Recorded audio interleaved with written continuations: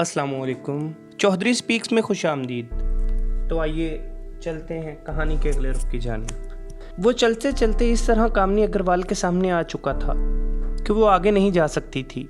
ओ भगवान, कामनी ने बेसाख्ता कहा और ताहिर की रोए रोए में खुशी की लहर दौड़ गई। इसका मतलब यही था कि वो कामनी अग्रवाल को वरगलाने में कामयाब हो गया है। आओ चलें, कामनी ने अपनी घड़ी की तरफ देख कर कहा था। दोनों ने अपनी रेकी मुकम्मल करने तक कोई बात नहीं की थी। अब वो फिनिशिंग पॉइंट के नज़दीक पहुंच चुके थे। ताहिर, एक दरख्वास्त कर रही हूँ, अपना और मेरा ख्याल रखना। अगर तुम्हारी गलती से तुम्हें कुछ हो गया तो शायद मैं खुद को ज़िंदगी भर माफ़ ना कर पाऊँ। अचानक ही कामनी रुक गई। तुम अब दूसरी तरफ से चक्कर काट कर पहुँचो। किसी को ये एहसास नहीं होना चाहिए कि हम दोनों इकट्ठे थे।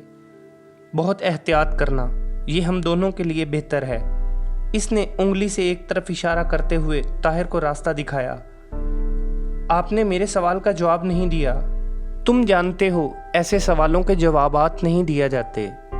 ये कहकर कामनी अग्रवाल इसकी अगली बात सुने बगैर आगे बढ़ गई। ताहिर ने सुख का लंबा सांस लिया। अभी तक वो कामयाब जा रहा था, वो मुतमईन था। अब कामनी अग्रवाल बचकर नहीं जा सकती थी।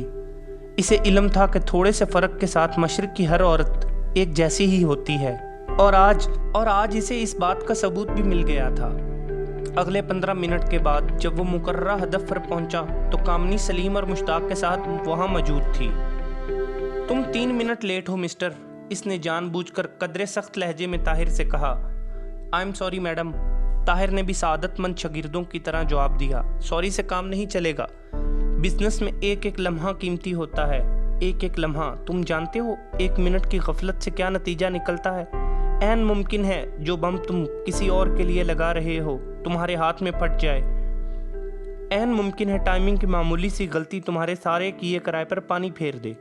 कामनी ने जानबूझकर कदरे दृष्ट लहजे में कहा। माफ़ी चाहता हूँ मैडम, ताहिर ने मुआज़रत की। ओके, आओ चलें, बाकी बातें कैंप में जाकर होंगी। इसने तीनों को अपने पीछे आने का इशारा किया। कैंप पहुंचने तक ताहिर जानबूझकर मुंह लटकाए बैठा रहा।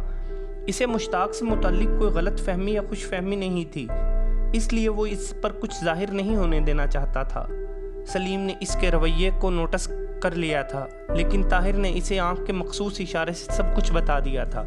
शाम ढल रही थी जब वो अपने कैंप में पहुंचे। कामनी इनके कमरे में आ गई थी, जहाँ इसने तीनों के लिए चाय तलब की थी। अब बारी बारी इनसे रैकी के मुतालिक सवालात करने थे। करीबन आध घंटा इनके साथ गुजारने के बाद वो इन्हें अगले रोज तक के लिए अलविदा कहकर चली गई। रात ढल रही थी। तीनों अपने अपने बिस्तर में आराम की नींद सो रहे थे जब अचानक ताहिर की आंख खुल गई और इसने देखा कि मुश्ताक अपने बिस्तर पर टांगे लटकाए बैठा हुआ था। शायद वो इन दोनों से मुतल्लिक मुतमईन हो रहा था कि वो गहरी नींद सो रहे हैं। ताहिर ने करवट लेना भी मुनासिब न जाना और इसी एक्शन में लेटा रहा। मुश्ताक इस इत्मीनान के बाद कि वो दोनों गहरी नींद सो चुके हैं उठ कर खड़ा हो गया। अब वो पंजों के बल बिल्ली की तरह बगैर आवाज पैदा किए चलता हुआ दरवाजे की तरफ जा रहा था। फिर ताहिर के देखते ही देखते इसने आवाज पैदा किए बगैर दरवाजा खोला और बाहर निकल गया।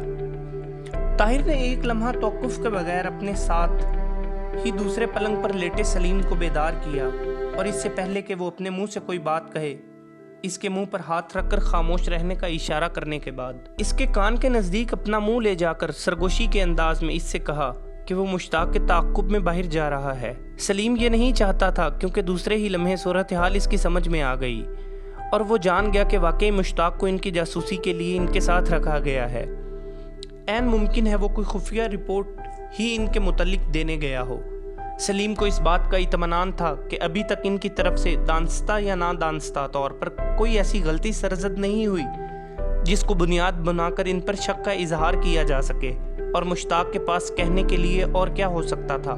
लेकिन ताहिर की सोच मुख्तलिफ थी। ना जाने क्यों इसे इस बात का शक हो रहा था कि इसने जो रिश्ता ज़बरदस्ती अपने इंस्ट्रक्टर कामनी अग्रवाल से तय कर दिया है वो इस मौजी के इल्म में आ चुका है, या फिर इसे शक पैदा हो चुका है। अगर इसने अपना शक अपने मालकान की तरफ मुंतकिल कर दिया तो शायद कामनी अग्रवाल से वो काम ना ले पाए जिसके लिए इसने इतना बड़ा खतरा मोल लिया था। सलीम और ताहिर दोनों ने यहाँ आने के बाद फौरन ही ये राय कायम कर ली थी कि इन्हें अगर कोई मुकामी मदद मैसर आ जाए तो काम आसान हो सकता है। काम तो इन्हें बहरहाल करना ही था, ख्वाह इसके लिए इनकी जान ही क्यों न चली जाती। کیونکہ ایک مرتبہ اپنے ملک و قوم کی بربادی کا سامان کرنے والوں کو دیکھنے کے بعد ان کے لیے یہ ممکن ہی نہیں تھا کہ وہ انہیں زندہ چھوڑ دیں۔ انہیں بٹواری کیمپ تباہ کرنا تھا، خواہ اس کی کچھ بھی قیمت ادا کرنی پڑتی، اور نہ جانے مشتاق کیا گل کھلا دے۔ اس عزائم سے باخبر رہنے کے لیے ہی طاہر اس کے تعاقب کا فیصلہ کیا تھا، اور اب وہ بھی اسی طرح پنجوں کے بل چلتا ہوا دروازے تک پہنچ گیا۔ مشتاق کے کمرے سے نکلنے کے بمشکل 2 منٹ بعد ہی اس نے دروازہ اس طرح بغیر آواز نکالے کھولا اور گردن باہر نکال دی۔ طاہر کو علم تھا کہ یہاں رہائشی بلاکوں میں رات کا پہرا نہیں ہوتا، البتہ مین گیٹ اور دیواروں کے ساتھ ضرور بڑا سخت پہرا ہوتا ہے۔ باہر کچھ فاصلے پر جلنے والا بلب کی ہلکی سی روشنی میں اس نے مشتاق کی آخری جھلک اس وقت دیکھی جب وہ بائیں ہاتھ ان کے ساتھ والے کمرے کی دوسری طرف گھوم رہا تھا۔ طاہر نے اپنی پشت پر کھڑے سلیم کی طرف دیکھا جو اسے اسنا میں اٹھ کر وہاں آ گیا تھا۔ اس نے سلیم کو اشارے سے اپنا پلان بتایا اور اس کی طرف سے اس بات میں جواب ملنے پر آگے بڑھ گیا۔ مشتاق سے دگنی رفتار کے ساتھ وہ بلاک کے کارنرز والے اس کمرے تک پہنچ چکا تھا، جس کے بعد مشتاق اس بلاک کی پشت پر پہنچ گیا جہاں قدرے اندھیرا تھا، کیونکہ اس سے آگے گھنے درختوں اور سرکنڈوں کا سلسلہ تھا جہاں انہیں تربیت دی جاتی تھی۔ مشتاق درختوں کے اس جھنڈ کے پاس پہنچ کر رک گیا، اور اب وہ شاید کسی کا منتظر تھا۔ طاہر کے لیے بڑی عجیب سچویشن بن گئی تھی۔ وہ اپنی جگہ سے ہلنے کا خطرہ مول نہیں لے سکتا تھا، اسے ابھی یہاں ایک پلر کے ساتھ چپک کر ہی صورتحال کا جائزہ لینا تھا۔ اچانک وہ چونکا جب اسے درختوں کے جھنڈ سے کوئی اس طرف آتا دکھائی دیا۔ آنے والے کے نقوش واضح نہیں تھے، لیکن اس کی چال ڈھال سے طاہر کو یقین تھا کہ وہ انسٹرکٹر پوسوال کے علاوہ اور کوئی نہیں ہو سکتا۔ اب وہ صورتحال کو اچھی طرح جاننے لگا تھا، لیکن اس کی خواہش ضرور تھی کہ وہ ان دونوں کے درمیان ہونے والی گفتگو سن سکے۔ پوسوال نے اس کے نظروں کے سامنے مشتاق سے مصافحہ کیا اور دونوں وہیں ایک پتھر کی بینچ پر بیٹھ گئے۔ ان کی پوزیشن اب ایسی تھی کہ ان کے اور طاہر کے درمیان ایک پلر جس کے پیچھے طاہر چھپا ہوا تھا، اور اس کے بعد ایک بڑے درخت کا تنا حائل تھا، اور اس کے بعد وہ پتھر کا بینچ جس پر وہ دونوں بیٹھے باتیں کر رہے تھے۔ طاہر نے چند سیکنڈ بعد ہی خطرہ مول لینے کا فیصلہ کر لیا تھا۔ اس کے لیے جاننا بہت ضروری تھا کہ مشتاق پوسوال تک کیا اطلاع منتقل کر رہا ہے، کیونکہ ان کے مستقبل کی ساری منصوبہ بندی کا انحصار اسی پر تھا۔ انتہائی احتیاط کے ساتھ وہ دل ہی دل میں قرآنی آیات کا ورد کرتے ہوئے اور بنا کوئی آہٹ پیدا کیے وہ درخت کے تنے کے پیچھے پہنچنے میں کامیاب ہو گیا۔ اب اس نے اپنے کان دونوں کی طرف لگا رکھے تھے۔ یہاں گفتگو واضح تو سنائی نہیں دے رہی تھی، لیکن کسی حد تک ان کی بات سمجھ آ جاتی تھی۔ مشتاق کی آواز آ رہی تھی جو پوسوال سے کہہ رہا تھا، سر دونوں کے درمیان کوئی چکر ضرور ہے، لیکن دونوں بڑے چالاک ہیں، ابھی تک انہوں نے کوئی ثبوت نہیں دیا۔ الو کے پٹھے، مجھے ثبوت چاہیے، ثبوت۔ اپنے کان اور آنکھیں کھلی رکھو، تمہیں ان دونوں کے درمیان اس لیے نہیں چھوڑا گیا کہ تم صرف شک کرتے پھرو۔ پوسوال کی ڈانٹ قدرے واضح تھی۔ سر میں بالکل چوکنا ہوں، ان کی کوئی حرکت مجھ سے چھپی نہیں رہ سکتی، میں نے دونوں کے گفتگو سے اندازہ قائم کیا ہے۔ آپ بالکل مطمئن رہے، میری نظر سے وہ ایک لمحے کے لیے بھی اوجھل نہیں ہو سکتے۔ مشتاق نے چاپلوسی کا مظاہرہ کیا۔ دیکھو، تم کسی بھی طرح ان دونوں میں سے کسی ایک کو اعتماد میں لے کر یہ جاننے کی کوشش کرو کہ کامنی اور اس لونڈے کے درمیان کیا تعلق ہے، اور دونوں کس حد تک جا چکے ہیں۔ پوسوال نے کہا، ایسا ہی ہوگا سر، میں ایسا ہی سوچ رہا تھا۔ میں آپ کو پھر یقین دلاتا ہوں کہ سر دونوں کی کوئی حرکت مجھ سے چھپ نہیں سکتی۔ میں نے پاکستان سے یہاں تک ان کی کسی حرکت کو نظر انداز نہیں کیا۔ مشتاق نے پھر اپنی بات دہرائی۔ طاہر کے لیے یہاں مزید رکنا بیکار تھا۔ اس نے خدا کا شکر ادا کیا کہ ابھی اس موذی نے صرف شک ظاہر کیا تھا اور کوئی بات نہیں کی تھی۔ وہ چاہتا تو اپنی طرف سے کوئی من گھڑت کہانی سنا دیتا اور پوسوال اس پر یقین کر لیتا، جس کے بعد ممکن ہے کہ ان کے لیے بہت سے مسائل پیدا ہو جاتے۔ اس سے پہلے کہ مشتاق کی باتوں کا سلسلہ ختم ہو، اس نے کمرے میں واپس پہنچنے کا فیصلہ کر لیا۔ وہ نہیں چاہتا تھا کہ مشتاق اس سے پہلے کمرے میں پہنچ جائے۔ پہلے کی طرح اپنی سانس کی آواز سے بھی ہوشیار، طاہر اپنے پنجوں پر چلتا دوبارہ اس پلر تک پہنچا جس کے پیچھے وہ کچھ دیر پہلے تک موجود تھا۔ یہاں آ کر اس نے خود کو نارمل کیا، اپنے بے قابو دھڑکنوں کو سنبھالا اور دوبارہ جس طرح دبے پاؤں آیا تھا واپس اپنے کمرے تک پہنچ گیا۔ سلیم شاید دروازے سے لگا ابھی تک اس کا منتظر تھا۔ اس نے بلب کی ہلکی سے روشنی میں اپنے ساتھی کا ہیولہ پہچانتے ہوئے اس کے لیے دروازہ کھول دیا اور دونوں دوسرے ہی لمحے اپنے بستر میں منتقل ہو گئے۔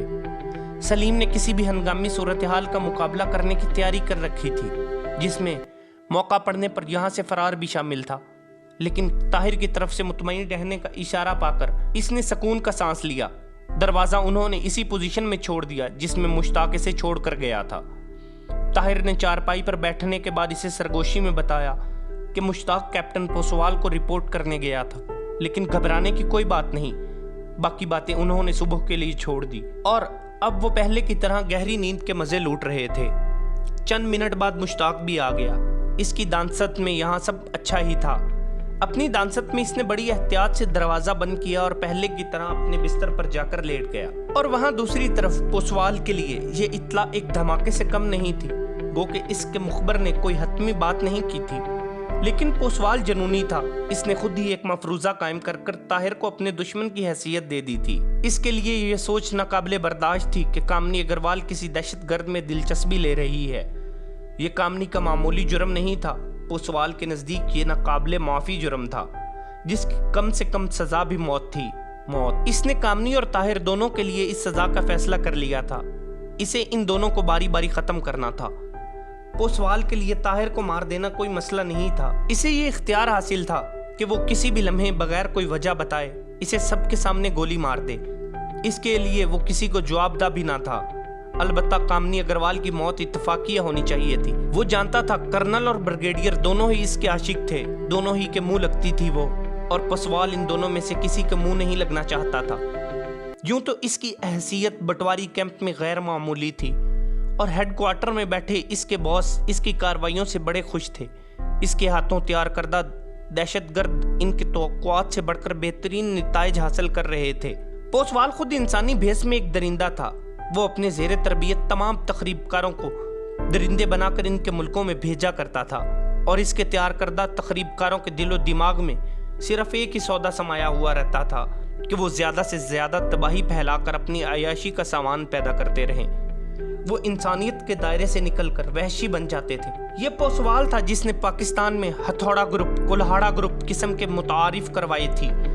کسی انسان کا سر آہنی ہتھوڑے سے کچل کر مار ڈالنا انسانوں کے بس کی بات ہرگز نہیں تھی۔ جہاں ایک ایسی واردات ہو جاتی، سارا شہر ہراساں ہو جاتا، ہر طرف خوف پھیل جاتا، اور اس خوف کی کوکھ سے جنم لینے والی افواہیں اور خدشات مقامی آبادی کے اذہان کو اس طرح جکڑ لیتے کہ انہیں اپنے سائے سے بھی ڈر لگنے لگتا تھا۔ اس سہمی ہوئی فضا میں پوسوال ہی کے زیر تربیت ایجنٹ خطرناک افواہیں پھیلاتے مقامی آبادی کے منہ میں ایک بات ڈال کر وہ اسے ملک کے ایک کونے سے دوسرے کونے تک پہنچا دیتے۔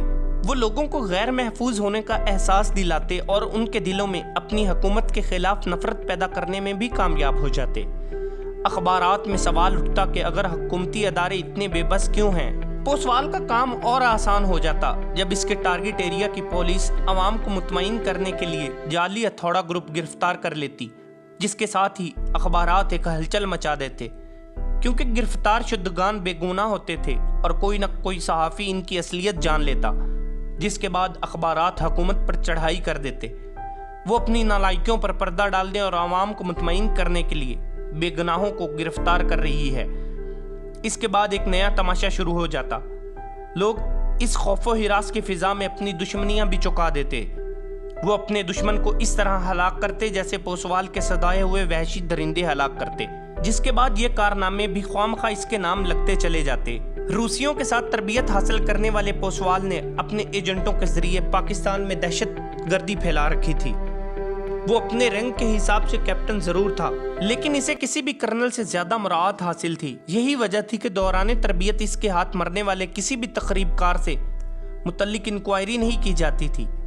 اس کے افسران جانتے تھے کہ بسا اوقات نفسیانی دھاک بٹھانے کے لیے اور ان زر خرید غلاموں کو یہ احساس دلانے کے لیے کہ وہ اب کبھی ان کی قید سے آزادی کا تصور بھی نہ کریں، اس طرح کے نفسیاتی حربے آزمائے جاتے تھے، اور پوسوال یا کوئی اور انسٹرکٹر बिला वजह किसी ज़ेरे तरबियत तकरीब कार को, जिस पर इन्हें ये शक हो जाता था कि वो घबराहट का शिकार है या अपने मुल्क में जाकर मतलूबा नताइज हासिल नहीं कर सकेगा, इनके साथियों के सामने अचानक कत्ल कर दिया जाता था। सुबह जब मामूल के मुताबिक वो लोग अपने तरबीती कैंप में पहुंचे तो पोसवाल यहाँ कामनी अग्रवाल के साथ मौजूद था। इसने ताहिर और सलीम को इस तरह आते देखकर जानबूझकर कामनी के साथ जबरदस्ती एक बेहुदा हरकत की, जिसका जवाब कामनी अग्रवाल ने नफरत से इसका हाथ झटक कर दिया, लेकिन पोसवाल जानबूझकर बेशर्मों की तरह दांत निकालने लगा। इसने अपनी दानसत में वो सब कुछ ताहिर को तैश दिलाने के लिए किया था, लेकिन ताहिर इस सूरत हाल से कतई लाताल्लुक दिखाई दे रहा था। वो जानता था कि ऐसे नफसियाती हरबे क्यों और कब अपनाए जाते हैं। क्या पोसवाल को इसके और कामनी अग्रवाल के दरमियान पैदा होने वाले एक रोज़ा ताल्लुक का इल्म हो गया है? अगर ऐसा नहीं तो वो क्यों ये सब कुछ कर रहा है? शायद वो अपने किसी शक की तस्दीक करने के लिए। अगर पहली बात ठीक थी तो पोसवाल को ये शक कैसे हुआ? क्या इसे मुखबरी की गई? अगर ये सही है तो ऐसा सिर्फ मुश्ताक ही कर सकता है, क्योंकि मुश्ताक ही इनके ग्रुप में मशकूक था और दोनों पहले से ही ये बात जानते थे। मुश्ताक को इनके दरमियान छोड़ा गया है। फिर इसने सोचा ये मफरूज़ा गलत भी हो सकता है, क्योंकि पोसवाल पहले रोज भी कामनी के साथ यही सलूक था। वो शायद बुटवारी कैंप का सरकारी सांड था जिसे मुकम्मल इख्तियारात के साथ यहाँ भेजा गया था। बात कुछ भी रही हो, इसे खुद को नॉर्मल रखना था और इसने ऐसा ही किया। 2 घंटों की इस कार्रवाई में मुसलसल इसकी हरकतों सकनात का जायजा लेने के बाद पोसवाल कुछ गड़बड़ा सा गया। ऐन मुमकिन था कि मुश्ताक की इत्तला गलत ही हो, लेकिन कामनी की ये जुर्रत, इसने पोसवाल का किसी भी तरह का हुक्म मानने से इनकार क्यों किया? अगली कहानी जानने के लिए हमारे चैनल चौधरी स्पीक को सब्सक्राइब कीजिए